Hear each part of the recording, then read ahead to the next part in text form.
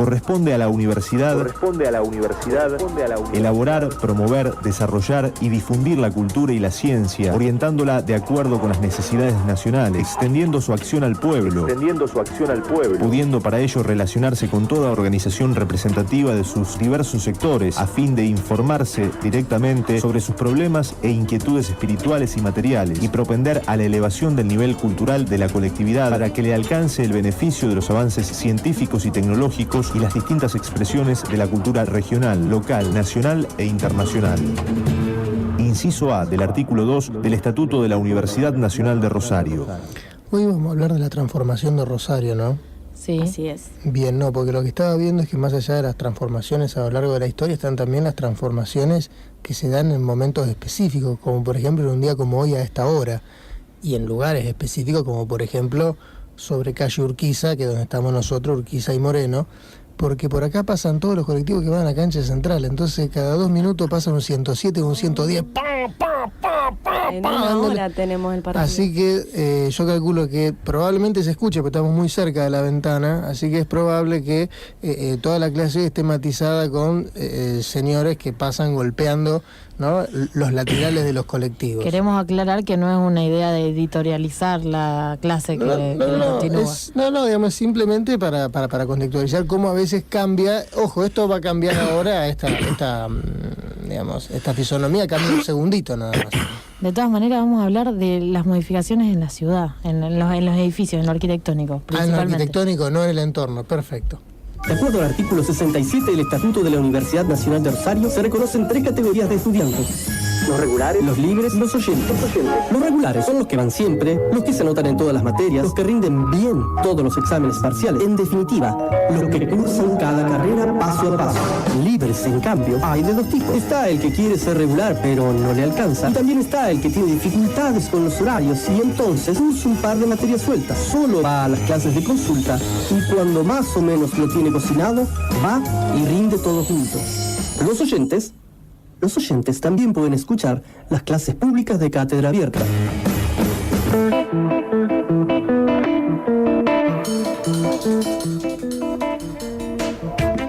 Muy buenas noches, bienvenidos a una nueva clase pública, hoy día lunes 20 de septiembre. Con todas las pilas para arrancar esta clase muy interesante. Bien, que decíamos recién va a ser sobre las transformaciones urbanísticas, edilicias de Rosario en estos últimos 40 años, ¿no? Pero primero espere que la salude formalmente. ¿Qué tal Vicky, que es Victoria Schmuckdonda? ¿Cómo le va? ¿Qué tal Javier Acuña? ¿Cómo le va? ¿Y qué tal Valeria Millar? ¿Cómo le va a usted? Hola, ¿cómo estás? Ay, perfectamente. Bueno, y ahora sí vamos a saludar formalmente a nuestro profesor invitado del día de hoy, el arquitecto Armando Torio. ¿Qué tal? ¿Cómo le va? Muy bien. Hola, Armando. Y aparte me encanta estar acá hablando con ustedes en esta radio que escucho siempre. Muy bien. ¿Se siente como en su casa? Sí, claro. En la universidad yo me siento como en mi casa. Muy bien. Bueno, Armando Torio es...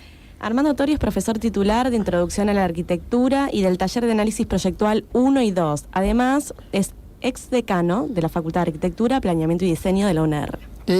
Fuiste el primer decano después de la democracia, digamos, después de la dictadura. O sea, sí, en realidad nunca se había elegido un decano, porque la Facultad de Arquitectura, como facultad, se crea en el año 71, y bueno, no había habido en toda esa época elección de decano con consejo directivo. Entonces siempre había habido decanos normalizadores. Claro. Es decir, la primera vez que se elige decano en nuestra facultad por el consejo directivo es en 1986. O sea que soy el primer decano en la Facultad de Arquitectura de la UNR. Así es. ¿Y nunca más se fue? No, nunca me fui. En realidad yo estoy desde los 20 años en la facultad, ¿no? Claro, tenemos una persona que vivió, bueno, los últimos 40 años viviste en la universidad prácticamente. Bueno, salvo la etapa del proceso militar, que ahí no, que tuvieron la deferencia de echarme, cosa que siempre agradecí porque no tuve que convivir con ese proceso, pero cuando volvió la democracia, desde ya estuve ahí como un solo hombre con la mayoría de los que habíamos sido cesanteados. Bien, generalmente en esta presentación que hacemos le solemos preguntar a nuestros docentes invitados en qué consisten las materias, las cátedras en las que están insertos actualmente. Vos, decía Victoria, estás en un taller de análisis proyectual 1 y 2, sí, y en una teórica, supongo, introducción a la arquitectura. No, en realidad introducción a la arquitectura todavía no está en el taller, la incorporamos el año que viene, porque ha habido un cambio en el plan, y entonces vamos a tener el primer año, es decir, vamos a hacer un taller de ciclo básico de proyecto. Ahora, este año y todos los años anteriores he sido profesor de análisis proyectual, que viene a ser, digamos, se llama análisis proyectual porque ustedes saben que la relación entre análisis y proyecto es importantísima, ¿no es cierto? Uno aprende a proyectar analizando las cosas que motivan el proyecto. Entonces, de alguna manera, se llama así, pero en realidad es proyecto de segundo y tercer año. Es el momento, son las materias troncales de la Facultad de Arquitectura donde el estudiante realiza sus trabajos prácticos, sus maquetas, sus proyectos. Y ahí supongo yo que la tarea del docente es fundamental, ¿no? Bueno, la tarea del docente es fundamental. Claro, sí, bueno, siempre en realidad. Pero y quiero recalcar que son talleres, es decir, que más que un sistema de clase reiterado y todo, es un sistema de hacer. Claro. De estar en la facultad proyectando, ¿no es cierto?, todos juntos. Desde ya les digo que tenemos muy poco lugar. Digamos, devolver los conocimientos. Sí, le damos temas y ellos tienen que reaccionar, digamos, proyectando lo que le damos y reflexionando sobre lo que hay que hacer, cómo interpretar un lugar donde se va a poner algo y dónde interpretar un programa, por ejemplo, ¿no? Que siempre es muy rico porque imagínense ustedes que interpretar una casa hoy no es lo mismo que interpretar una casa hace 30 años atrás. Es decir, uno de alguna manera tiene que tratar de entender cómo va la vida, cómo se vive para responder con un proyecto. Claro. Por eso a mí me parece muy importante que haya un proceso de sensibilización del estudiante de arquitectura que esté como despierto para poder ver lo que pasa en la sociedad y responder con arquitectura. Claro, mira, justo a propósito de esto escuchaba el otro día, estaban hablando dos personas, ¿no?, respecto de, bueno, algún tipo de intervención arquitectónica fallida en el norte del país, ¿no?, donde se había hecho una vivienda, digamos, supuestamente dentro de un plan de erradicación de villas para urbanizar la zona, digamos, en realidad sería mejorar el hábitat de donde estaban viviendo, ¿no? Y dentro del el proyecto ganador, uno de los presentados, eran diseños muy lindos de revistas de diseño tipo Loft. Entonces, claro, lo que algunos objetaban era, mirá, acá lo que necesitamos es una pared que divida una habitación de la otra, porque justamente una mejora en la condición de vida de las personas que vivían en viviendas precarias es justamente que los padres tengan una habitación y que los hijos tengan otra. Y por ahí lo que apareció fue la incapacidad de ver eso y pensar, bueno, si yo hago un tipo loft que queda muy bien, sale más barato, pero no estoy haciendo una mejora a su condición de vida. Y eso me pareció interesante y lo pensaba. Fíjate, yo un ratito voy a hablar sobre esto, en lo que se intentó hacer para resolver el problema de las villas, que es un tema fundamental en estos 40 años, ¿no es cierto? Sí. Lo que se llamó los Fonavi, lo que se sigue llamando en Rosario sobre todo, porque en otros lados hablan de los monoblocks, sí, pero acá se les llama Fonavi, que es el Fondo Nacional de la Vivienda, ¿no es cierto? Entonces, bueno, ahí se hicieron muchas experiencias, la mayoría fallidas, y bueno, eso lo vamos a hablar dentro de un ratito. Sí, no nos adelantemos tanto. No, a mí lo que me parece importante, y esto se lo digo a los alumnos desde el primer día, que lo importante de la arquitectura no es hacer objetos arquitectónicos. El arquitecto lo que tiene que hacer es ciudad, que no es lo mismo. Claro. Porque cuando uno hace ciudad, está viendo lo que hay al lado, está viendo la perspectiva de lo que... Digamos, está viendo muchas cosas. No está viendo un objeto sacado, tipo, como una maqueta puesta en un lugar, ¿no? Y de hecho, fíjense la importancia de la arquitectura. Nosotros, cuando vamos a Europa, por ejemplo, ¿qué vamos a ver? Arquitectura. Arquitectura. Y la mayoría no se da cuenta. La mayoría somos ignorantes, Sí, aparte. pero es que justamente, aparte de arquitectura, casi nadie sabe nada. De pintura uno conoce algunos, qué sé yo, quién no conoce Picasso o Van Gogh, pero de arquitectura, si vos le preguntás qué arquitecto famoso conoces, probablemente que Armando Torio. No sepan. No sepan. Porque desgraciadamente, no sé por qué, no hemos tenido la prensa suficiente, ¿no es cierto?, para contar la importancia de la arquitectura. Y fíjense lo que es Europa, ¿no es cierto?, en arquitectura, lo que son las catedrales góticas, lo que son las ciudades europeas, sobre todo, que son un yacimiento increíble de arquitectura de todos los tiempos. Porque aparte, eso es lo que tiene la ciudad, es la suma de arquitectura de todos los tiempos, es historia viva.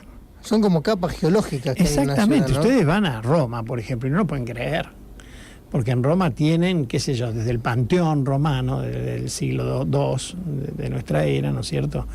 Las murallas son anteriores, pero también están cosas hechas en los años 50, digamos, es algo maravilloso, ¿no? Todo el barroco romano, famoso, San Pedro, por Dios, que es algo maravilloso. Entonces, es emocionante, la arquitectura yo creo que es maravillosa. Muy bien, bueno, hecha ya la presentación formal, digamos, por así decirlo, de la tarea docente y académica de Armando Torio, vamos enseguidito nomás a dar comienzo a la clase de hoy.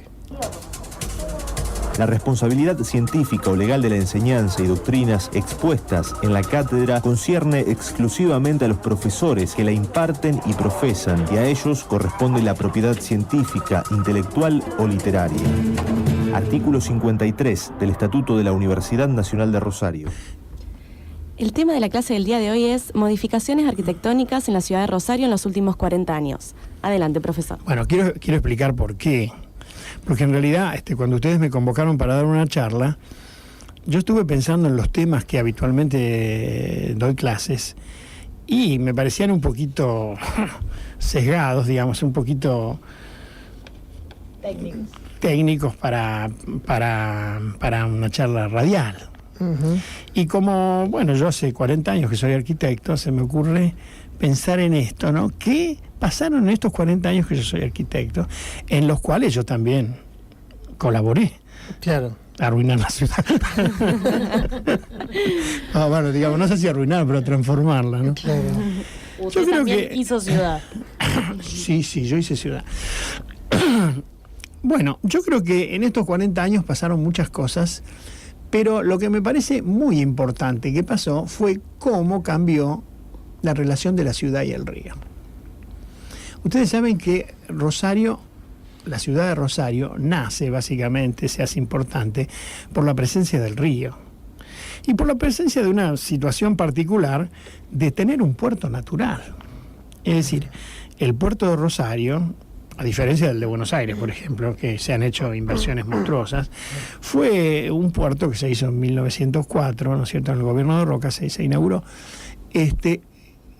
justamente haciendo un muelle de madera que tenía 9 kilómetros de largo y que llegó a ser, a principios del siglo XX, el segundo puerto de exportación de cereales del mundo, siendo el primero Chicago, ¿no es cierto? Por eso a Rosario se la conoce por la Chicago Argentina, no por la mafia, que por ahí... Ah, o sea que estamos desmitificando algo que... Pero no, eso ya se sabe, ya lo han explicado mucha gente, pero la Chicago Argentina era Rosario la exportadora, la segunda exportadora mundial de granos. Y bueno, esto nos trajo que Rosario era el puerto. Con lo cual, la relación de la ciudad con el río estaba mediatizada por el puerto. Sin ninguna duda, ustedes no lo deben recordar, pero en lo que hoy es el Parque España, lo que es el Parque de las Colectividades, había un muro de ladrillo rojo que tapaba el río. Sí, lo que yo recuerdo es que cuando yo era adolescente o preadolescente y por ahí hacía mis primeras incursiones en salir con amigos a pasear por el centro, la recomendación era, ojo, no vayas al Bajo, porque ahí hay peligro. La zona del Bajo es peligrosa. Bueno, era peligrosa porque de alguna manera después de un momento floreciente que tuvo Rosario, a principios, digamos, los primeros 30 años del siglo XX, después de la crisis internacional, Rosario decayó muchísimo. Buenos Aires aprovechó para sacarle el puerto a Rosario, ¿no es cierto? De hecho, durante muchos años el puerto estaba muerto, no había prácticamente barcos, y ahora, gracias a Dios, ha renacido, ¿no? Y Rosario se ha convertido en el puerto más grande de la Argentina nuevamente, sobre todo en el polo aceitero que está en el norte. Digamos, Rosario es maravilloso, aparte de ver esos barcos pasar cuando uno está en la Florida, ¿no? Sí. Y ver esos barcos enormes pasar es maravilloso. Pero bueno, esa etapa fue floreciente en Rosario, esa etapa donde se hace la Bolsa de Comercio, el Palacio Minetti, el Palacio Fuentes, que es una obra maravillosa. El Palacio Fuentes, enfrente del Cairo. Con esas puertas todo mármol, que parecen las puertas de bronce que parecen tienen las caritas de los participantes en la obra, algo maravilloso que no se volvió a hacer nunca más. Bueno, esa es la obra de un gran arquitecto francés que vivió en Rosario, Juan Durand, ¿no es cierto?, que hizo también lo que hoy conocemos como la Sala Labardén, que era el local de la Federación Agraria, y hizo el Club Rosarino de Pelota también, entre otras cosas, ¿no? Un gran arquitecto, Juan Durand. Entonces, Rosario ha tenido justamente en toda esa época, inclusive anterior a esto, tuvimos la presencia de un catalán maravilloso, Francisco Roca, que hizo 5 edificios en Rosario que están a nivel mundial de lo que se llama la Reinacencia catalana, ¿no? Que es el Club Español. Sí. Lo que es el Club Español es algo increíble. La europea. Ajá. La panadería europea, justamente este hombre, Francisco Roca, estaba casado con una de las Cabanillas, que eran los dueños de la europea, y hizo el edificio que está en la esquina, el Palacio Cabanillas, ¿no es cierto?, con esa cúpula tan fantástica que está iluminada todas las noches en San Luis y Sarmiento. Y después la Asociación Mutual Española, ahí en la calle... ¿San Luis o San Juanes? No, San Luis. San Luis. Sí, está San Luis. Sí. ¿Cómo se llama? Que está en Santa Fe y Entre Ríos, y el Bar La Sede, también, ese edificio maravilloso. Es decir, Rosario tiene en esa época los mejores edificios que podamos tener. Es un edificio como la Bola de Nieve, hecho por otro francés, Le Monnier, el Jockey Club de Rosario, en Córdoba y Maipú. Enormes, maravillosos edificios, que otras ciudades, por ejemplo, como Córdoba, no tienen. Si Córdoba, por ejemplo, tiene un desarrollo muy interesante de arquitectura colonial, pero de esta época no tiene este tipo de edificios que tenemos nosotros. Bueno, sigo con el tema. Me vino a la cabeza el Palacio Minetti. El Palacio Minetti es una obra maravillosa. ¿También de la misma época? Sí, del 27. Y fíjense una cosa, ¿no? ¿Qué imaginario de la ciudad tenía esa gente que hizo ese edificio? Rosario era Nueva York, con esas 2 mujeres arriba, Sí, la verdad. Con las chicas Minetti. Sí. Con el culo al norte, como se dice. Maravilloso. Es algo increíble. Esas esculturas son gigantescas. Y que se hayan hecho en Rosario. No en Nueva York ni en Buenos Aires, en Rosario. Es decir, incluso miren el Palacio Minetti, el Palacio Fuentes, por favor, porque es algo, yo admiro la construcción de esa obra, ¿no? Sí, que son como obras de arte, más que... Son obras de arte, sin ninguna duda. Y aparte forman nuestro paisaje de todos los días, ¿no? Y lo forman porque a veces uno puede pasar por ahí desatento o sin mirar, o a lo mejor con la mirada puesta en el horizonte que suele tener el caminante, que es, bueno, no mucho más arriba que su propia estatura, y cuanto mucho si va en colectivo también, un poquito más alto, pero siempre mirando hacia adelante. Generalmente uno no se detiene a mirar en perspectiva hacia arriba, ahí mirá aquello, sino que se generalmente como que se pierde muchas de esas cosas. Y puede ser que alguien que haga un tour por Rosario, siendo turista, preste más atención que uno que seguro vive... que sí. Yo te digo una cosa, conocer es amar. Y si nadie te lo cuenta, si nadie te lo marca, por eso yo les decía antes qué bueno que sería que la universidad tenga su televisora, sus programas en televisión, en vez de ver tanta porquería en los canales abiertos, ver programas que te muestren la ciudad desde una visión cultural, ¿no es cierto?, de una visión interesante, ¿no? De a poco la universidad está conquistando. Pero esperemos que sí, la Universidad de Rosario tiene que hacerlo. Me muero de intriga, ¿qué más pasó en estos 40 años? Bueno, yo te digo, la relación de esta nueva relación de la ciudad y el río me parece que define muchas cosas, porque aparecen nuevos espacios verdes. Toda la costa se transforma en un gran parque lineal. El Parque de la Bandera, el Parque España, es posterior, ¿no es cierto? Sí. El Parque España es posterior, el Parque de las Colectividades, qué sé yo. Un montón de espacios que eran vedados, que estaban llenos de vías y alguno que otro vagón, y que ahora todos los podemos disfrutar y ver el río con el puente Rosario Victoria al fondo, que es una postal inolvidable de Rosario, ¿no es cierto? Que antes no estaba. ¿No? Otra cosa que también es muy importante es la forestación intensiva que ha tenido Rosario.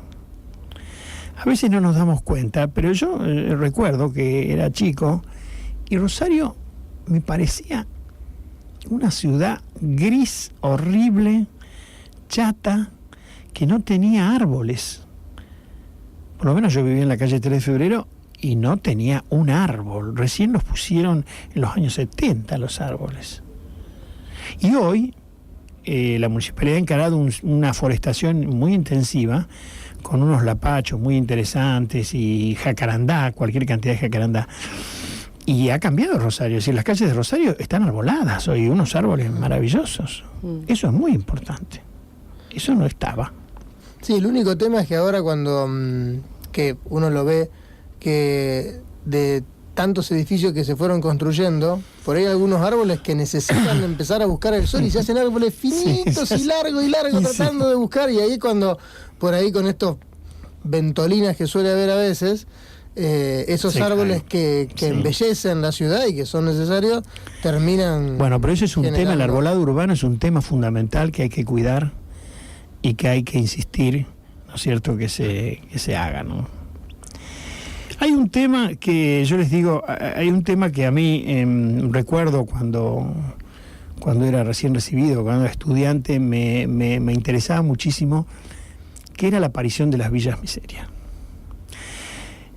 Es difícil decir en qué año empiezan a aparecer las villas miserias. Ustedes saben que las villas miserias se producen cuando empieza un cierto nivel de industrialización en el país, y entonces la gente que vivía en el campo y que estaba sin trabajo viene a la ciudad a buscar trabajo. Porque hay una cosa muy importante, podemos hablar muchas cosas de la ciudad, pero lo que sí podemos decir que la ciudad es un lugar donde se consigue trabajo. Eso es muy importante. Una ciudad donde no se consigue trabajo es una ciudad desgraciada, no es ciudad. Entonces, estas villas empiezan, podríamos decir, en los años fines de los 50, principios de los 60. Y yo recuerdo cuando yo era chico, vivía cerca de lo que hoy se llama el barrio Martín, que era un descampado, salvo la fábrica de yerba la hoja, ¿no? Era un descampado, íbamos a remontar barriletes ahí, al barrio Marte. Y había ranchos. Es decir, lo que había en la ciudad eran ciertas ranchadas, pero no villa. No era... Ahora la villa forma parte yo diría del 20% de la ciudad, por lo menos en población. Eso eran ranchos que por ahí nos cortaban el barrilete, ¿no? Con una gilet y esas cosas. Pero verdaderamente no había villas. Empiezan a aparecer las villas, recuerdo Villa Manuelita, que era la más grande, que está ubicada donde está la ciudad universitaria, ¿no es cierto? Sí. Todavía está. Sí. Y la aparición de las villas miserias es un elemento importantísimo en estos 40 años, porque se va consolidando y cada vez parece que hay más. Y resulta difícil la idea, es decir, la idea de qué hacer con ellas. Sí, Porque no se puede, por las políticas que hacen ahora es trasladarlas o darles una nueva... Sé que, por ejemplo, en la parte del shopping... Pensemos que se habla de que debe haber 230.000 personas viviendo en villas. ¿Cómo se hace para trasladar 230? Es una ciudad entera. Es decir, nosotros tenemos una ciudad en la ciudad. Claro, y además uno tiene que pensar, bueno, no es que se traslada como quien traslada un mueble. Estamos hablando de personas con viviendas. Está bien, pero más allá de eso, personas que no están, personas. ojo, que no están dentro del sistema productivo o están parcialmente. Porque hay mucha gente que vive en villas que tiene un trabajo estable, pero hay muchas que no.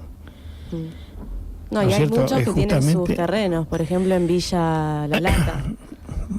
Por eso, el fenómeno de la villa es un fenómeno riquísimo. La verdad que hablar así muy por arriba es indignante, porque esto daría para una... Nosotros recuerdo que en el año 70, yo empecé a ser docente en el año 70, y el profesor titular nuestro nos dijo que eligiéramos un tema que queríamos desarrollar en tercer año, y elegimos villas miserias. Y hicimos un seminario, trajimos gente de la villa, trajimos al famoso cura Maguay, que era un cura que después terminó casándose, pero que trabajaba en una villa y había hecho una labor muy importante.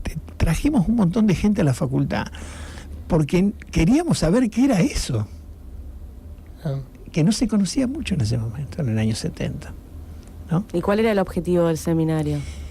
Conocimiento. ¿Qué hacer con las villas?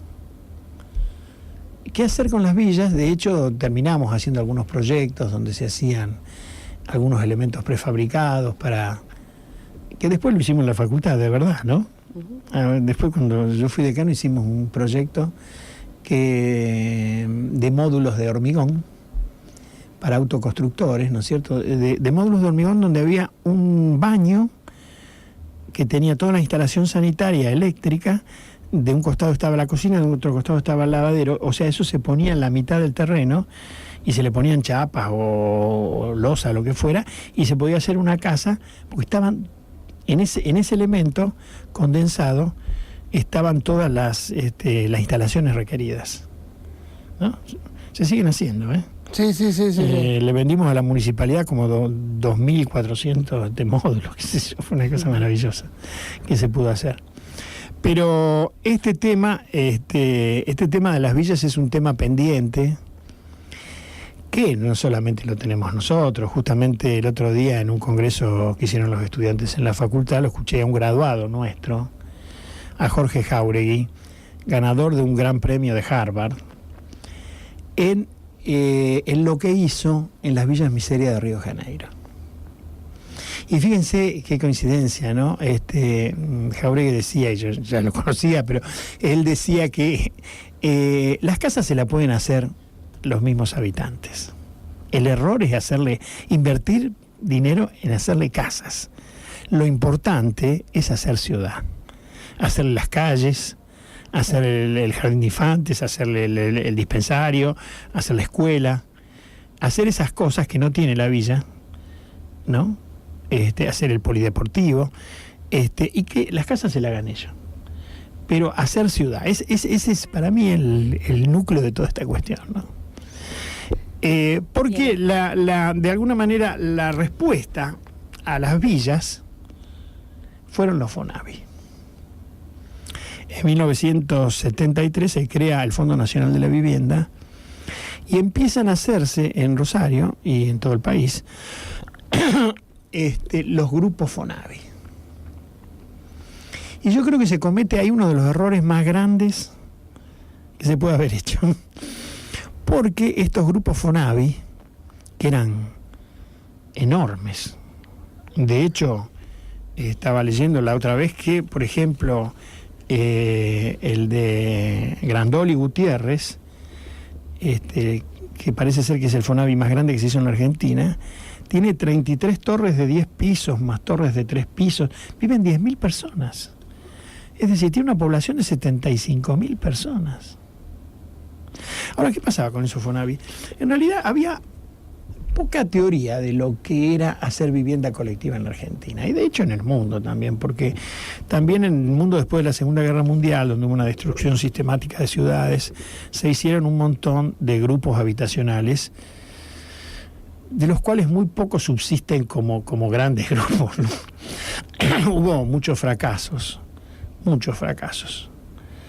Yo recuerdo que era alumno y los profesores nos llevaron una vez a Buenos Aires a ver el grupo Ciudadela, de un grupo de arquitectos importante de Buenos Aires, qué sé yo cuánto, que era un grupo de monoblocks a 45 grados en el medio del campo, ¿no?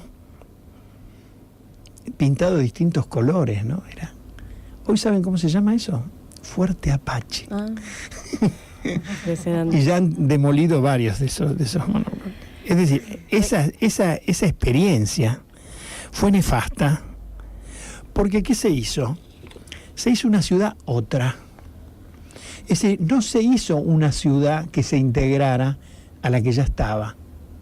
Primero que se hacía en el medio del campo, ¿no? Porque en el medio de esto había un gran negociado, como ustedes se imaginarán, donde había gente del gobierno, gente de los sindicatos, las empresas. Es decir, eran negociados de vivienda pública. Yo recuerdo los años 80, 90, los Fonavi le costaban al Estado Nacional $50.000, por ejemplo, un departamento, cuando por ese dinero uno se lo podía comprar en pleno centro, porque había un montón de retorno para todo el mundo.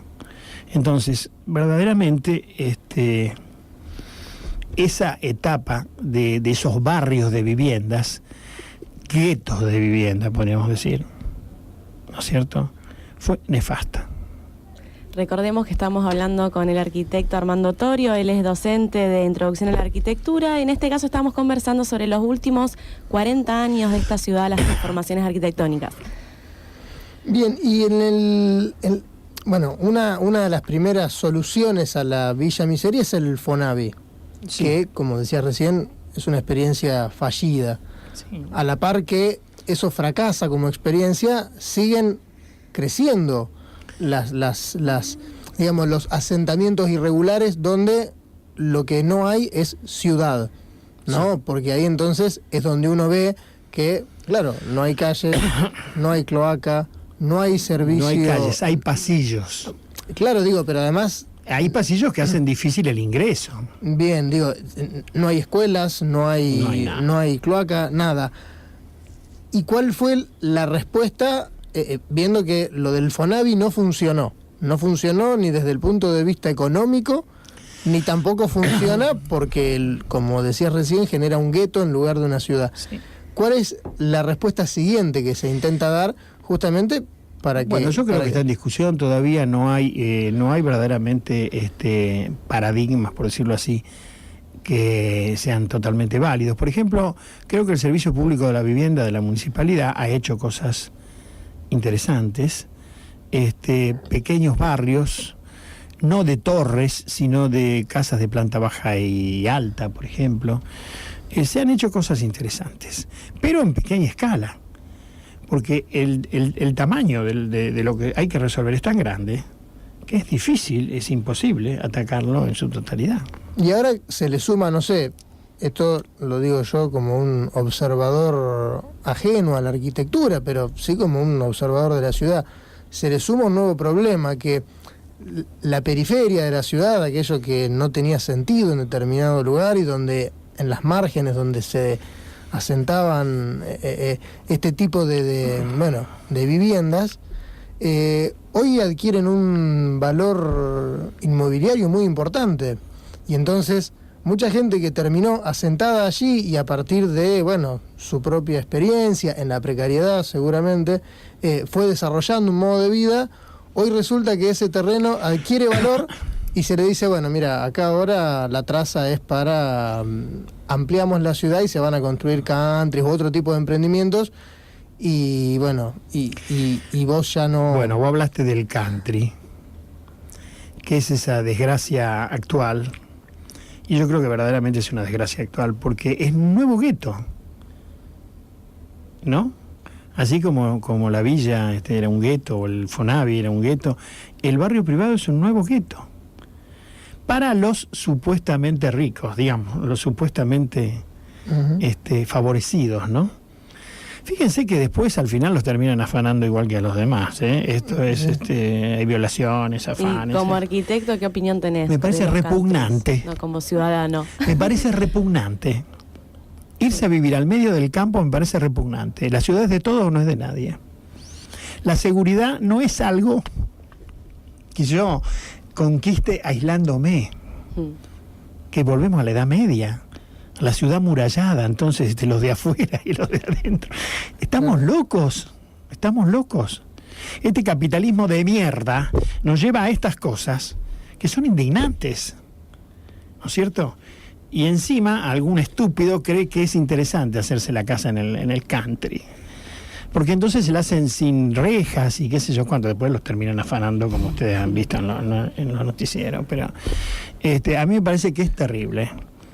Esa, por lo que notamos por la vehemencia en las palabras de Armando, se nota que es una transformación negativa en estos últimos... Para mí totalmente. Fíjate que en Rosario no hay tantos country, en Buenos Aires lamentable.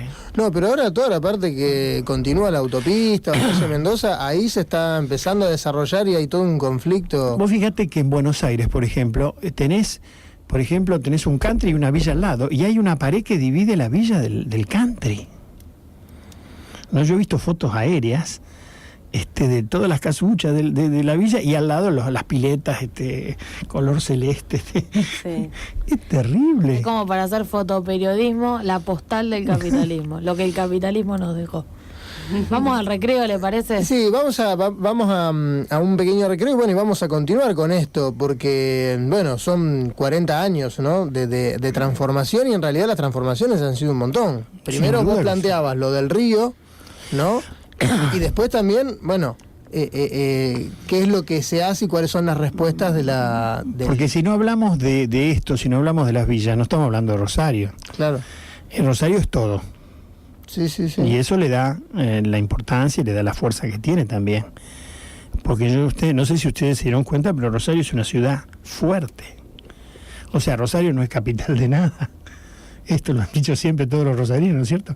Y sin embargo, tiene un nivel cultural muy alto, tiene los mejores coros del país, tiene muy buenos pintores, tiene, arquitectos también.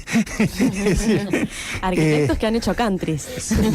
Muy bueno, ahí se lo vamos a perdonar. ¿Qué pasa? Bien, bueno, vamos a... Igual lo voy a corregir, es capital del helado artesanal. Ahí está, bien. Bueno, vamos al recreo y bueno, y continuamos con la parte final de esta clase con el profesor Armando Torio. De 20 a 21, Clase pública.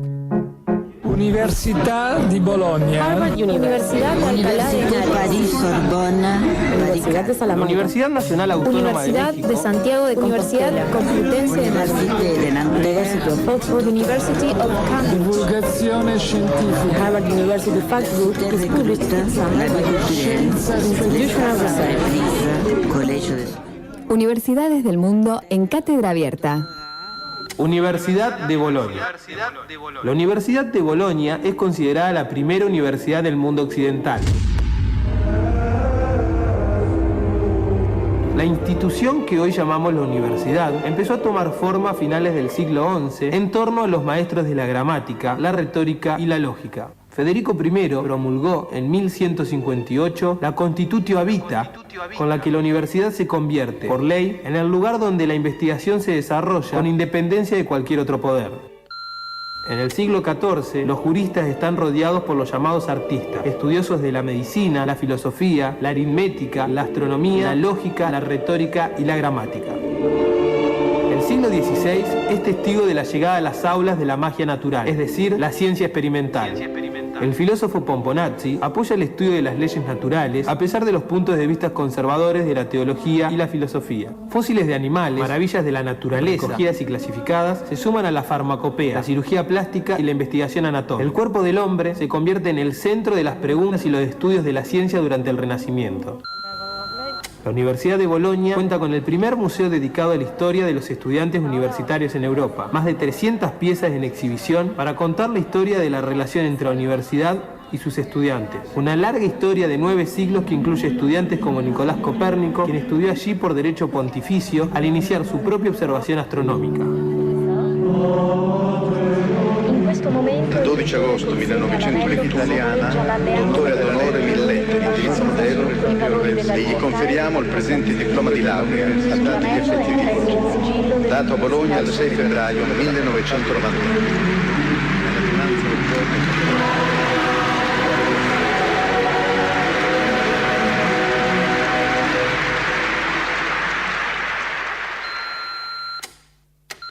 Universidades del mundo en cátedra abierta. De acuerdo al artículo 67 del Estatuto de la Universidad Nacional de Rosario, se reconocen 3 categorías de estudiantes: los regulares, los libres y los oyentes. Los regulares son los que van siempre, los que se anotan en todas las materias, los que rinden bien todos los exámenes parciales. En definitiva, los que cursan cada carrera paso a paso. Libres, en cambio, hay de 2 tipos. Está el que quiere ser regular pero no le alcanza, y también está el que tiene dificultades con los horarios y entonces cursa un par de materias sueltas. Solo va a las clases de consulta y cuando más o menos lo tiene cocinado, va y rinde todo junto. Los oyentes también pueden escuchar las clases públicas de cátedra abierta. Hugo Quiroga es politólogo y abogado, además es doctor en filosofía y es docente de la materia Teoría Política 2. La democracia nace en el mundo antiguo, en Grecia, en Atenas, diríamos en el siglo IV o V antes de Cristo. Ahí aparece el concepto de democracia. Etimológicamente, democracia significa el gobierno del pueblo. Demos significa pueblo, kratos es poder. Es el poder del pueblo. Es el poder del pueblo. Clase pública.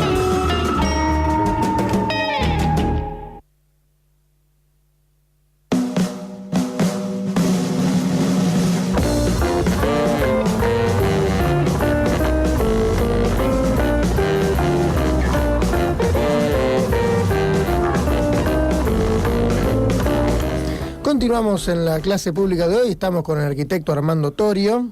Él es docente de Taller de Análisis Proyectual 1 y 2 de la Facultad de Arquitectura, Planeamiento y Diseño de la UNR, hablando sobre los 40 años de las modificaciones arquitectónicas en nuestra ciudad. Los últimos 40 años de transformaciones los últimos 40 años. Arquitectónicas. Bien. Bueno, otro tema que en estos 40 años ocurrió fue lo que podríamos llamarle la densificación del área central. El área central empezó a tener más edificios altos. De hecho, después que en el 47 se genera la ley de propiedad horizontal, ustedes saben que antes de esta ley uno no podía comprar un departamento, uno era dueño de todo el edificio. Del terreno. Del terreno del edificio, es decir, no sé. La propiedad no se podía dividir. Entonces la ley de propiedad horizontal genera esto que conocemos ya ahora, que uno puede comprarse un departamento en un edificio y no tiene por qué comprarse todo el edificio. Esto se hace en el año 47, es decir, en el 50 y sobre todo en el 60 empieza a construirse. Y sobre todo en Rosario, en los años 70, principios de los 70, hay, en todo el país, pero en Rosario sobre todo, hay una ley de desgravación impositiva. Eso es muy importante, se construye muchísimo desgravando, ¿no es cierto?, la inversión. Y Rosario empieza a densificar su centro. Claro, con los problemas de congestión vehicular que tenemos hoy también. Porque esto ha seguido existiendo. Ustedes se han fijado la cantidad de departamentos que se han hecho en estos últimos años, ¿no es cierto?, en estos 4 o 5 años. Entonces, ese ha sido un proceso que también tiene, podríamos decir, el reflejo de algo. Es decir, el transporte público en Rosario es muy malo. Entonces, la gente prefiere vivir en el centro y moverse peatonalmente, ¿no es cierto?, y no tener que estar 1 hora viajando desde Ese es otro tema. Rosario necesita urgente... El problema no es la hora de viaje, es la hora de espera más la hora de viaje. Sí, bueno, ahora uno puede saber en qué momento viene el ómnibus. Entonces mandando, espera en su casa. Sí, espera en su casa. Pero de todas maneras, Rosario todavía, como la gran ciudad de 1.200.000 habitantes que tiene, no tiene un sistema eficaz. Uh-huh. De hecho, no sé si será alguna vez un subterráneo, creo que no. No me gusta tampoco la idea de un subterráneo. No. Pero sí me gusta la idea de un monorriel. ¿Cómo sería eso? Y un tren elevado, unos 7 metros de alto, que vaya recorriendo toda la ciudad por las calles principales. ¿Por el centro o por el periferia? Digamos por las avenidas. Las avenidas, por ejemplo, Avenida Pellegrini sería una de las posibles, donde ya hubo tranvías, ¿no es cierto? Podría haber un monorriel. Todo el borde del río podría tener un monorriel que recorriera de norte a sur. Qué sé yo, hay proyectos de esto. El concejal Boazo anda por ahí con proyectos de ese tipo. Pero claro, la inversión de estos sistemas es muy alta y Rosario, como decíamos antes, no es la capital federal. Pudo serlo, pero Sarmiento la vetó. Y entonces es muy difícil que se pueda hacer una inversión así, pero a lo mejor de a poco, como siempre hacen todos los rosarinos, podemos llegar a tener un sistema de tranvías. También se habla de incorporar estos tranvías nuevos que hay, que son maravillosos. O sea que yo espero que ese tipo de cosas ocurra, ¿no? Entonces, bueno, decías, la relación con el río, las distintas transformaciones que han tenido las villas miserias, y lo que planteabas recién, la aparición de los Fonavi, la aparición de los Fonavi, la densificación del centro, la forestación, la forestación importante que ha tenido Rosario, y en cuanto los nuevos espacios verdes, y en cuanto a, por ahí esto es una pregunta más para de curioso, en cuanto a la belleza de la construcción arquitectónica de estos últimos 40 años, ¿qué cosas te parece que se construyeron lindas, ¿no? En cuanto a edificios, ¿y qué cosas te parece que han sido una chanchada? Bueno, hay algunas obras, por ejemplo, que a mí me parecen de muy alto nivel. Por ejemplo, la ampliación del Monumento a la Bandera, que hizo el grupo de Beltramone, Poncelini y Costa, me parece una obra maravillosa.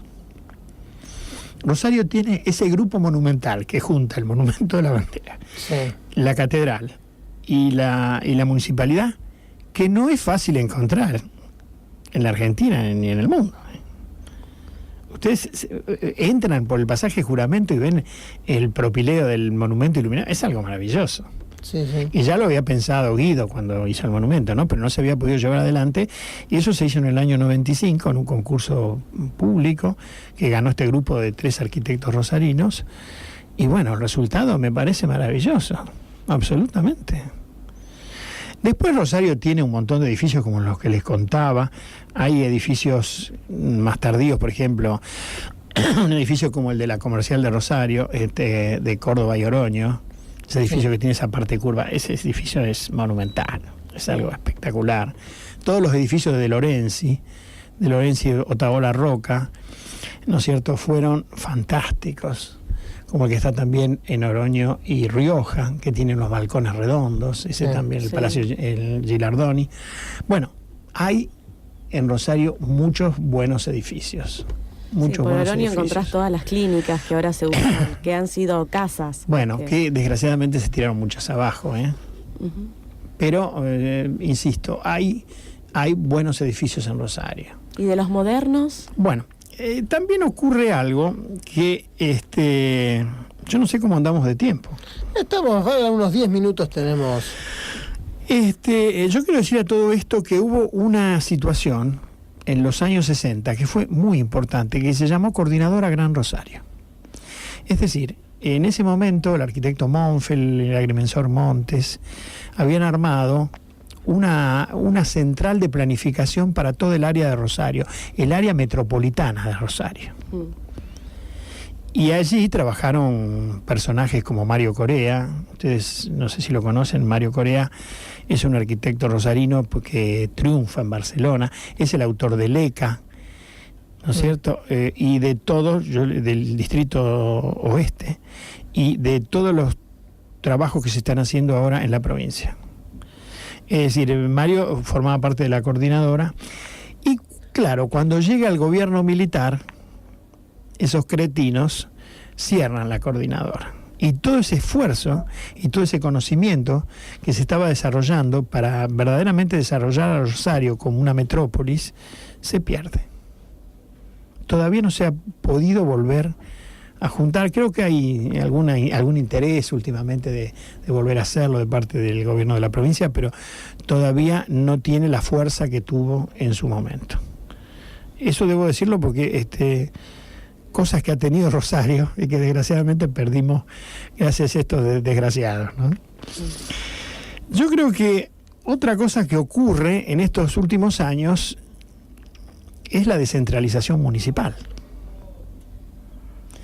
Es decir, el gobierno municipal decide que en vez de centralizar todos los trámites en el centro de la ciudad, en el Palacio Municipal, se generan 6 o 7, no recuerdo, centros de distrito.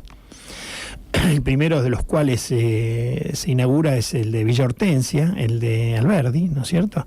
Se recicla esa casa que había sido del fundador de Alberdi, y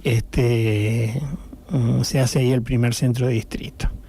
Después se hace el centro de distrito oeste, que hace justamente Corea, ahí en la zona de...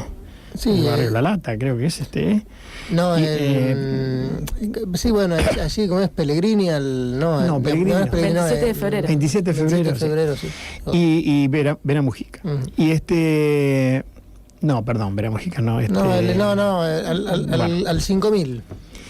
Después se hace el Distrito Sur, que lo hace justamente un premio Pritzker de arquitectura. El premio Pritzker de arquitectura es como el Nobel de arquitectura, ¿no? Álvaro Siza Vieira, un portugués que hace el Distrito Sur. Después se recicla lo que había sido parte de las instalaciones ferroviarias de Rosario Central y se hace el Distrito Centro, que lo hace un colombiano, Laureano Forero. Y me parece el más lindo de todos, el que hacen tres arquitectos rosarinos que ganan el concurso del Distrito Noroeste, que está en la Provincias Unidas y Junín, los hermanos Bechis, que hacen realmente una obra fantástica. Entonces, estos nuevos centros, bueno, el último lo ha hecho nada menos que César Pelli, y la verdad que es mucho más lindo el de los Becci que el de Pelli. Eso por no confiar en los arquitectos rosarinos, porque la verdad que no está mal, obviamente, pero no, digamos. En realidad ni 27 ni Pellegrini, Godoy, claro, Godoy al 4600. Ahí tiene, me quedaba, porque yo digo, 27 no es, pero tampoco me daba Pellegrini. Ahí está. Godoy, tema de descentralización ha generado nuevos núcleos de importancia en la ciudad. Justamente la idea es que estos sean como nuevos centros que de alguna manera sean un lugar de desarrollo. De hecho, nosotros estamos trabajando este año con los alumnos en la zona del Distrito Noroeste y ya vemos cómo ha cambiado toda la zona a partir de la colocación del centro de distrito ahí, ¿no? Eso sería construir ciudad.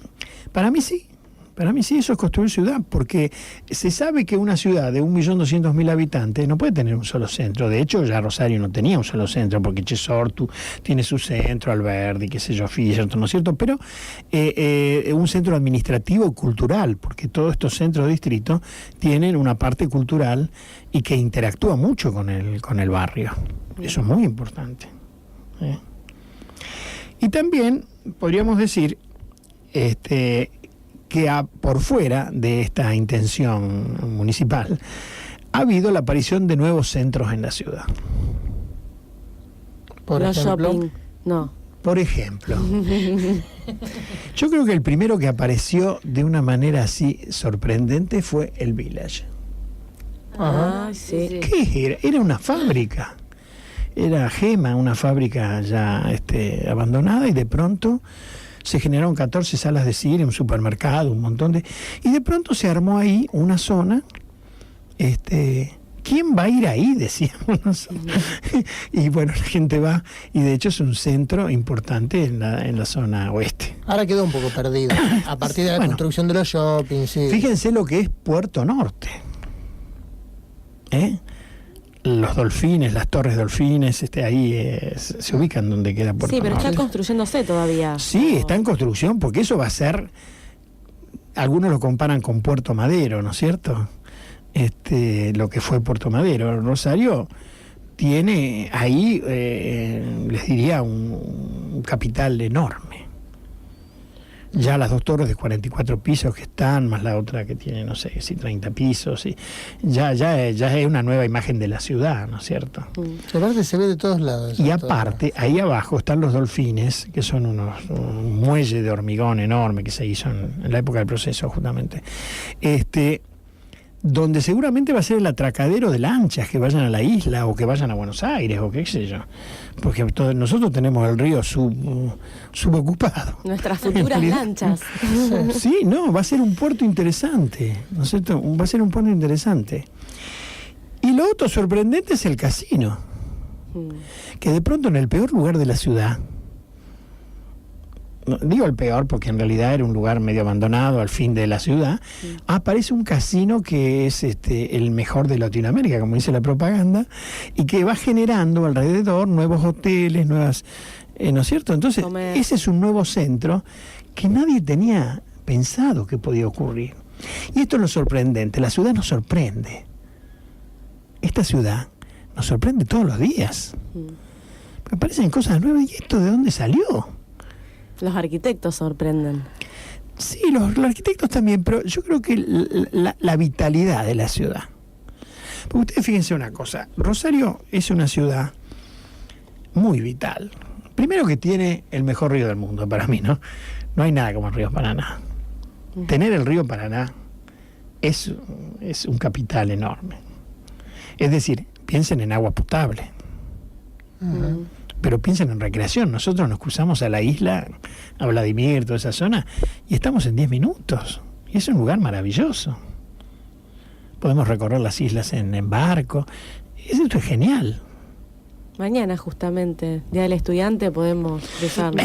Va a llover como todos los 21 de septiembre. O sea, Rosario tiene, primero tiene posibilidad de extenderse indefinidamente, porque Rosario puede crecer todo lo que quiera si tiene el campo, tiene la Pampa, ¿no es cierto? Tiene, por otro lado, digamos, la capital de la Pampa gringa. El Rosario tiene los mejores terrenos de sembrados del país. Y aparte, el Rosario tiene gente maravillosa. Ay, gracias. No, pero fíjense ustedes, bueno, esto es una pavada lo que voy a decir, ¿no es cierto? Pero los 2 deportistas mejores del mundo en hockey y en fútbol son de Rosario.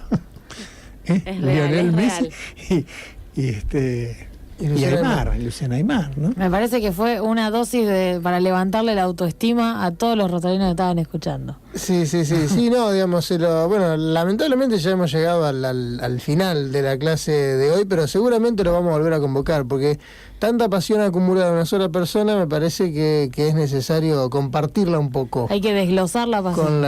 Con la audiencia. ¿Sabes qué pasa? Yo estoy en una edad donde realmente quiero darme cuenta de lo que tengo. Y me gusta ser rosarino y me gusta ser argentino. Pero más le gusta ser rosarino.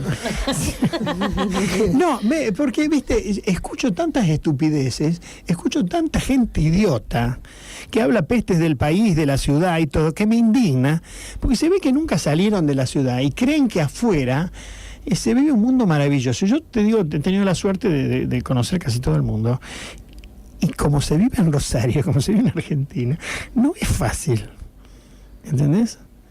El nivel de amistad, de solidaridad, de camaradería que tiene el argentino. Aparte de la belleza de las argentinas y de las rosarinas especialmente. Ahí me mira cómplice y yo le asiento. Bien, bueno, te agradecemos mucho, Armando, esta visita. Y bueno, y vamos a comprometer a Vicky, que era que lleva aquí la agenda, te voy a volver a llamar. Para invitarte nuevamente. Cuando quieran, a mí me gustan estas charlas y aparte yo pongo toda la pasión porque realmente lo siento. Muy bien. ¿No? Gracias, Armando. Estuvimos hoy con Armando Torio, docente de Taller de Análisis Proyectual 1 y 2 de la Facultad de Arquitectura, Planeamiento y Diseño de la UNR.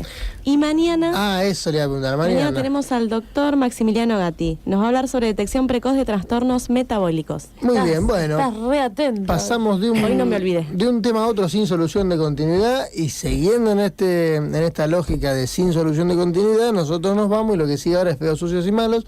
Volvemos a agradecerte, Armando, tu presencia aquí en Radio Universidad, y nos reencontramos en alguna otra oportunidad. Bueno. Hasta mañana. Hasta mañana. Corresponde a la universidad proclamar y garantizar la más amplia libertad de juicios y criterios, doctrinas y orientaciones filosóficas en el dictado de la cátedra universitaria. Inciso O del artículo 2 del Estatuto de la Universidad Nacional de Rosario. Estás escuchando Radio Universidad 103.3. A ver cómo me sale, doctor.